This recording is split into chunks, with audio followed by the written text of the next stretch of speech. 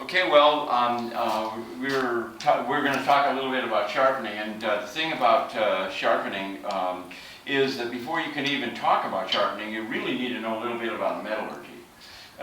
What makes a tool sharpenable in the first place, and how come some tools are sharp, or some knives are sharp, and some knives you can never get sharp, and they never will be sharp. And that's an important thing to know, and so that you can understand what's going on while you're trying to do this stuff. And sharpening is a skill that it's not taught to us. Our fathers don't know how to do it even. And but that's the way. Their fathers knew how to do it. They had to do it. And now we have carbide insert tools and all kinds of things, and who cares? We'll throw them away because we're going to get a new one or whatever.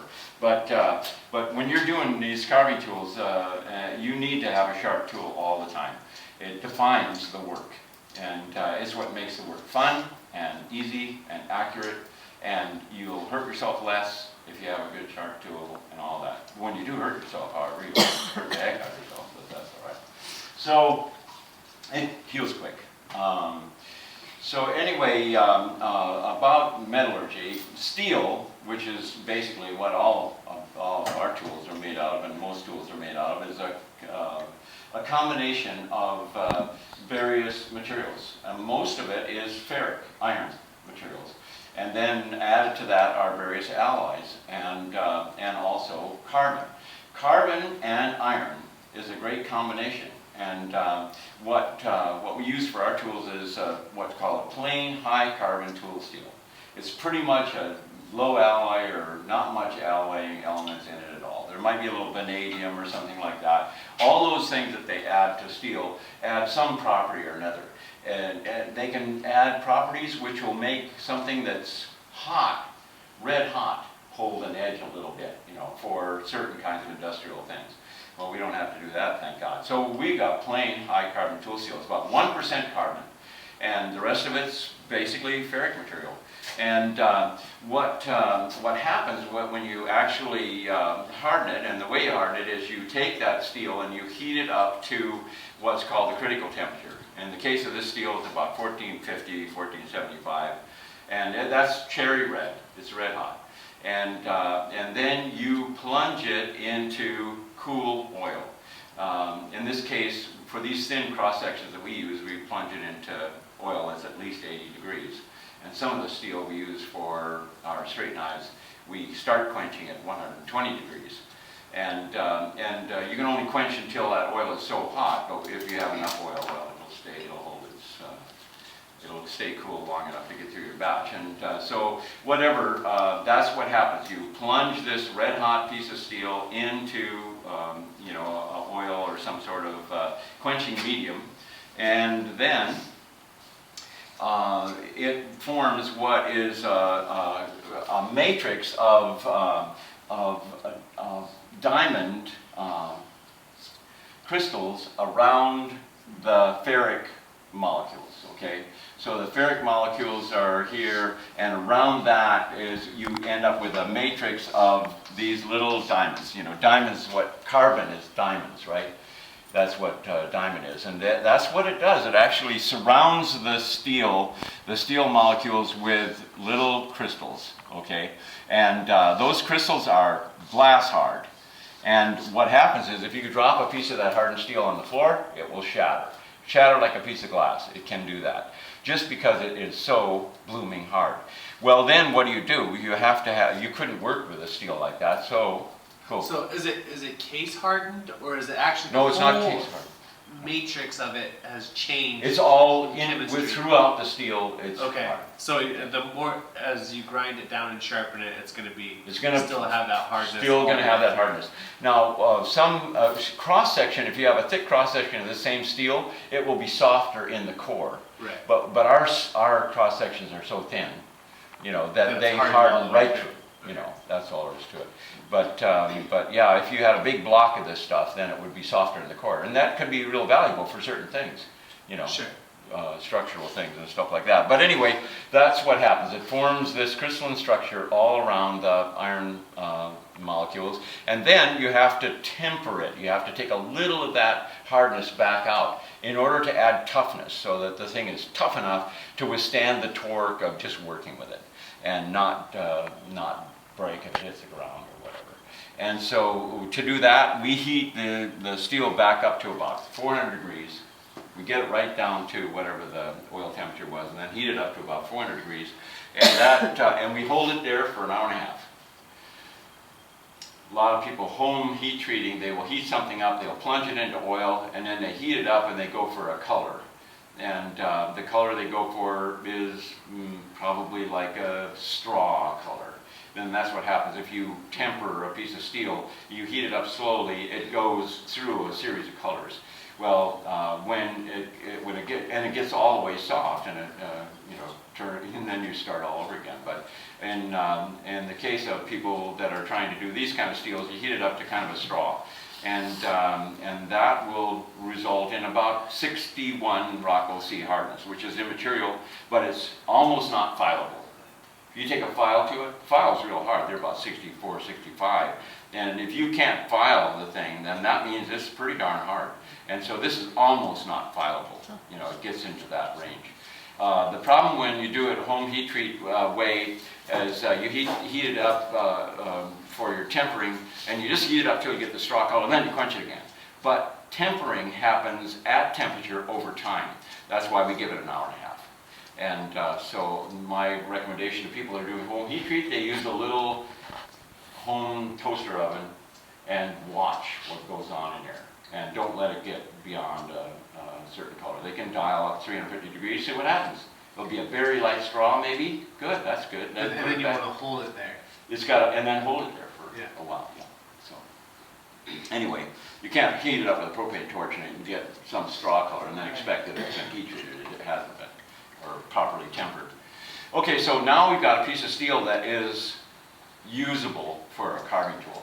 And there's a couple things that go into the usability of any sharp tool that we use to remove wood or slice cheese or anything else for that matter. But one of the things is the geometry of it. And the geometry we use for our knives is a slicing geometry. We want a tool that will enter into the wood and lift off a chip cleanly and sweetly, just gone. That chip's gone. And to do that, you can't do that with a thick piece of steel. You can't drive it into the piece of wood. And when you go to the store, you go and then you shop down the sheath knife aisle, you know, you'll see all these knives and they're so blooming thick, they would make really good axes if they weighed enough or something like that. But as far as lifting off a chip or anything like that, slicing, you're not going to slice with it. Good kitchen knives, they slice. They're made thin and they slice. Well, these knives that I make, even my sheath knives, they're made thin. So they will enter into whatever it is you're cutting and slice. And the tools that we make for our adzes, for example, have a totally different idea. They are striking tools. You are striking with it, and they wedge off a chip. They don't slice, they wedge that chip off. You drive that thing into the wood, bam, you wedge off a chip. And that's the idea of that. The geometry helps you do that. The geometry at the edge of that tool is something like 30 degrees. The geometry at the edge of a crooked knife, or one of my straight knives, is something like 17 degrees. So that's about half, you know. So the slicing tool is about half. If you made an adze with 17 degrees, you would drive it into the wood and you take the rest of the day to try and get it back out of the wood. And so it doesn't work. It's got to wedge that chip off. That's all there is to it. So that's the geometry of the tools that you buy is as important as the hardening and heat treating process. Okay, so we have a knife, and then what? Okay, we're going to get some sort of ways of sharpening. There's all kinds of ways of sharpening things, and everybody's got their idea. You know that you've seen these things where you get two ceramics and they're like this, and they're like this. What are you going to get out of a wedge like that? That would be good for a log splitter or something, but it is not good for a tool that you want to slice with. I mean, that's just ridiculous. You're supposed to go down, straight down on both of those until you get an edge. Well, you can get an edge, kind of, but it won't last very long, and it won't do diddly, really. Okay, so you gotta have something to remove the metal, and my way of going about it is, what I like to use is these, basically, these are these Spartacus Sapphire Stones. They're sapphire. Sapphire, here's diamond, sapphire right underneath it, just next to diamond in hardness. Like a high alumina ceramic or something? This is a totally different idea than the ceramic you go to the ceramic store and buy. I mean, this is definitely not like the ordinary ceramic sharpeners. These things are high fired for 2 days at 6,000 degrees. And you remember Grandpa's hard Arkansas stone. Hard Arkansas is hard, you know, but it came to us with this big dip in it because Grandpa did this a lot, you know. He had to sharpen his tools, you know, and that was all there was to it. But these tools, you can sharpen on them for your lifetime. You'll never see any wear. You will not be able to tell that you're wearing on that stone. It will not do a dip, forget it. Not going to happen. And so it's that, the stone is that hard. There are people that use Japanese water stones, okay? Japanese water stones are essentially compressed sandstone. It's compressed grit, you know. And they come very fine grit and coarser grits for faster sharpening, initial sharpening and stuff like that. And they work really good. The only problem is they do this. And so they sell things to sharpen your sharpening stone. I am not going to spend time sharpening my sharpening stones. That's all there is to it. That's why I use these stones. They really work. Okay, but if I need to get somewhere in a hurry, and I don't have my whole shop full of sharpening machines and such, I will use whatever it is that's the quickest thing I got going, and that means the coarsest thing I got. And so I'll use a diamond, okay? And here's the idea about how you sharpen a straight knife. When you sharpen a straight knife, you think of the fact that you are going to slice off a layer of grit from the top of this thing, okay? And when I sharpen, I go round and round like that. People say, oh, you got to go 2 like that, and then you go 2 like that, and that's just baloney. You go round and round, it's just fine. You keep the knife right on the stone, and you're sharpening always at right angles to the edge. So right here where this edge comes off, you see me moving it at right angles. Right here, right angles is like that, but right there on it, it's like this. So that's what I'm doing. I'm moving it to have that happen. Okay, so what happens is you sharpen. I need, hand me that little paper towel. Oh, the paper towel. Sorry. Thank you. You sharpen from one side until you get a burr on that side. Okay, here's what this looks like. Here's the edge of your knife, and you sharpen until you roll over a burr. Okay, what that burr means is that you have gotten the knife on this side as sharp as you can before there's not enough metal there to support what you're doing. And so that metal rolls around the corner. Okay, so then that's what I've done here, and it's a pretty subtle one. I could do a horsier one, but it actually is kind of wiped off with my fingers there. I had it, and then I wiped it off with a paper towel and then went at it. But anyway, basically... How much downward okay, pressure yeah, are you applying? a lot. Yeah. Yeah, I'm pushing hard. So feel it right out in there. See that burr? It's raspy. It's not on this side, it's right here. And so anyway, that's what you do from that side. Okay, so that side's got, it's as sharp as it's going to get. So I don't want to waste any more steel. And if I keep sharpening on that side, I'll just waste steel. So as soon as you feel a burr, you stop, basically. Yes, and then you do the same thing from the other side, okay? And you have to do it from both sides because you don't know what the other side is like.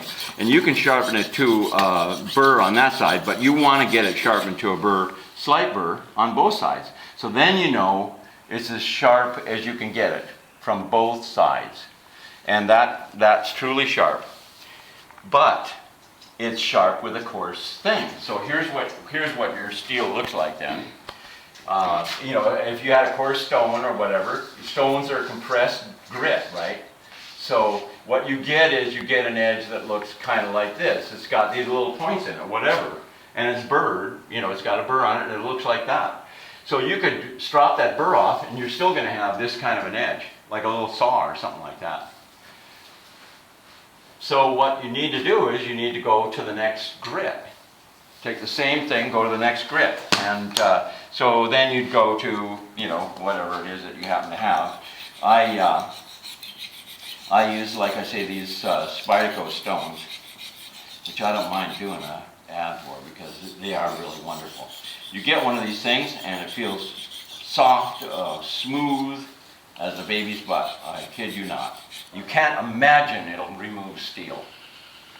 But you see that gray material there? That's steel. And it does it fast. So anyway, that's a fine grit, and this is an ultra fine. Is that water or oil on that? You can do whatever you want with these because they are ceramic. So you can use water, you can use oil. My carving tools, I don't want to use water around them. So I use oil. And use any oil. You can do this as a kitchen stone and you can use olive oil. But since a kitchen knife is around water all the time, and most of them have gotten a certain amount of stainless in them or whatever, will resist rusting and such, why no reason not to use water. And then if you want to clean your stone, whether you're cleaning it for this or for any other purpose, you can use Scotch-Brite pad or some scouring cleanser or whatever and clean that grit right off of there, because you don't want that grit pinning up your stone. That's the thing. Okay, so now we've got this thing sharp from both sides, and the next thing to do is to strop it. And what you do is you're stropping that burr off from each side, okay? And if you have to strop, you don't want to raise a huge rasty burr. That can be a problem all by itself. Then you have to stone off the burr before you can really strop it well. But anyway, if you've got a knife that has material that is hard enough, you strop the burr off to one side, and then you strop it off to the other side, and then the third time you strop, this is going to break off cleanly, and it's going to be a sharp edge. And Dwayne Pascoe says that sharp edge actually looks like this if you magnify it, and maybe it does. I couldn't prove that because this thing does break off there, but I think it's a damn small flat, let me tell you. It's really little. And we use the sun too to, if you can't get the sun to glint off your edge, well, there's not much of an edge there. And so, but if the sun will reflect on anything that's on your edge, why, you haven't got an edge on it. So anyway, so that's the basic principles behind sharpening. And if you do have a tool that you strop back and forth, you can't get that burr off there, throw that one away and get something better, because it's not hard, it'll never hold an edge, forget it. So now we could talk about doing the crooked knives, which is kind of a more specialized idea.